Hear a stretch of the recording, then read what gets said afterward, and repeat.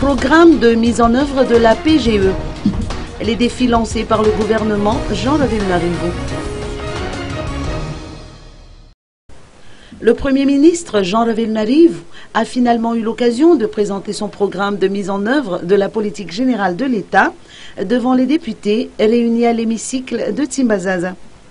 Renforcer l'état de droit et la bonne gouvernance, insuffler un nouveau souffle à l'économie nationale en vue du développement durable et inclusif, raffermir la sécurité, élaborer une politique de l'environnement, instaurer une diplomatie du développement, propulser une décentralisation effective, harmonieuse et tenant compte des exigences inhérentes à la réconciliation nationale. Tels sont les 8 axes prioritaires contenus dans ce programme inspiré de la politique générale de l'État et du plan national de développement. Dans le domaine de la bonne gouvernance, l'administration publique devra faire preuve d'efficacité en s'engageant vers une réforme baptisée « Gestion prévisionnelle des effectifs, des emplois et des compétences » ou GPEEC. La culture de la transparence sera entretenue au niveau de la gestion foncière. Parallèlement, des améliorations seront apportées dans le domaine de l'administration fiscale et douanière. Le Premier ministre Jean Ravelnarivo a déclaré en outre que les élections communales, sénatoriales et régionales qui devront conduire à la création des institutions républicaines prévues dans la Constitution auront lieu cette année. Le chef du gouvernement a raffermi ses engagements pour une justice indépendante.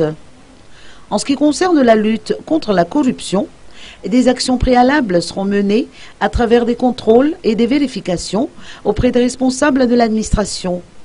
Une équipe d'enquêteurs sera formée pour réaliser des investigations au niveau des juridictions, des services fiscaux et douaniers. En ce qui concerne la relance économique, Jean Ravelnarivo n'a avancé aucune prévision en termes de hausse du PIB. Néanmoins, le gouvernement se donnera les moyens de parvenir aux objectifs fixés en entreprenant une réforme de l'administration et en facilitant l'accès aux fonds de garantie. Les secteurs de l'agriculture, de l'élevage et de la pêche sont intégrés dans ce processus de développement.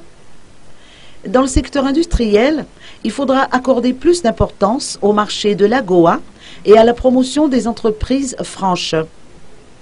Des travaux de réhabilitation des infrastructures publiques sont également prévus, notamment sur la RN4, RN5, RN7, RNT8, RN34, RNT3B, RNS21, RN13, RNT33, RN1 bis, RNT9 et la RN44.